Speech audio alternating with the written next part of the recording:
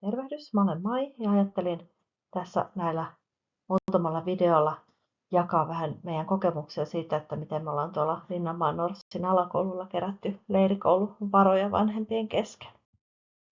Ajattelin tehdä vähintään 4 videota. Tässä ensimmäisessä mä puhun siitä, että miten perustetaan ensin se vanhempien ryhmä, joka tätä touhua alkaa tekemään. Miksi leirikouluvaroja täytyy kerätä? Miksei koulu voi tehdä sitä tai miksei vaan makseta sitä leirikoulua, niin syyhän on se, että koulu toki järjestää sen leirikoulun, mutta se maksaa enemmän kuin mihin on varaa. Ja toisaalta sitten kaiken koulun toiminnan pitää olla vanhemmille ilmasta tai maksujen pitää olla vapaaehtoisia, niin sen takia sitten kerätään tämmöiseen yhteiseen kassaan sitä rahaa, millä voidaan niitä leirikouluja järjestää. Kenelle sitten sitä varaa kerätään, senhän jokainen luokka voi itse päättää, mutta vahva suositukseni on, että sitä kannattaa kerätä koko luokka-asteelle monesta syystä. Ensinnäkin lapset saattaa vaihtaa luokkaa ja toisekseen silloin, jos vanhempia on tarpeeksi paljon mukana, niin sitten saadaan myös tarpeeksi paljon semmoisia aktiivisia vanhempia. Yhdellä luokalla ei välttämättä montaa vanhempaa satu sellaista, jotka lähtee aktiivisesti puuhaamaan tätä varainkeruuta. Ja miten sitten lähdetään liikkeelle, niin ensin täytyy perustaa ryhmä, jossa vanhemmat voi kommunikoida keskenään. Ja meillä on päädytty siihen, että tehdään semmoinen WhatsApp-ryhmä kaikille vanhemmille yhteisesti. WhatsAppissahan pystyy luomaan ryhmiä, joihin voi kutsua linkillä. Tuossa kuvassa näkyy, mistä se kutsulinkki saadaan.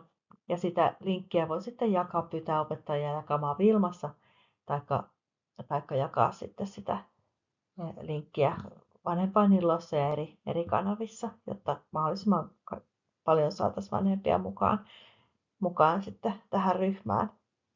Ja meillä ainakin lopulta ollaan sitten käytännössä kaikki vanhemmat tai kaikkien lasten kotiväkeä saatu siihen ryhmään. Tuo nimi meillä on 5ABC:n kotiväki sen takia, että huoltajia on toki muitakin kuin pelkästään vanhempia, niin halutaan tässä huomioida kaikki erilaiset perhemuodot.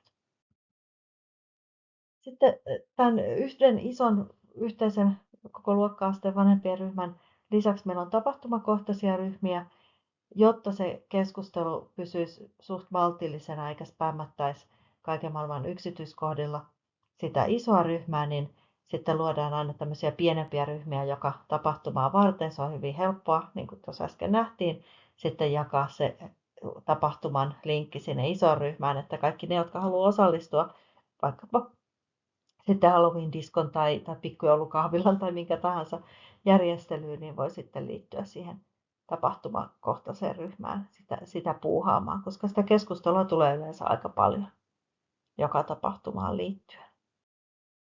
Milloin sitten tämä vanhempien ryhmä kannattaa luoda, niin senhän voi tehdä hyvin aikaisinkin jo, vaikka ensimmäisellä luokalla jo, jotta vanhemmilla on joku sellainen kanava, missä voi jutella mistä tahansa lasten asioihin liittyvästä ja vähän niin kuin tutustua myös vanhempien kesken, niin se palvelee sitten myös sitä varainkeruuta. Ja se itse varainkeruu taas olisi hyvä aloittaa niin kuin viimeistään 4. luokan alussa, siis jos nyt puhutaan tästä meidän koulusta, toki jos olette jossain muussa koulussa, niin teillä on omat juttunne, mutta Linnanmaan Norssilla ne leirikoulut järjestetään 5. ja 6. luokan elokuussa ja ne pitää siis maksaa 4. luokan toukokuussa ja 5. luokan toukokuussa, niin jotta siihen ehdittäisiin siihen jo ensimmäiseen leirikouluun se ensimmäinen 1 lukuvuoden ajan kerätä varoja, niin se kannattaa aloittaa ihan viimeistään sitten 4. luokan alussa. No onko pakko? Eipä tietenkään ole pakko, vaan luokan vanhemmat voi yhdessä päättää, että joko että leirikoululle ei haluta, että lapset ei lähde sinne, tai he voi päättää myöskin, että maksetaan se leirikoulu sitten se lasku, kun se tulee. Tällä hetkellä se leirikoulun hinta on ollut 5.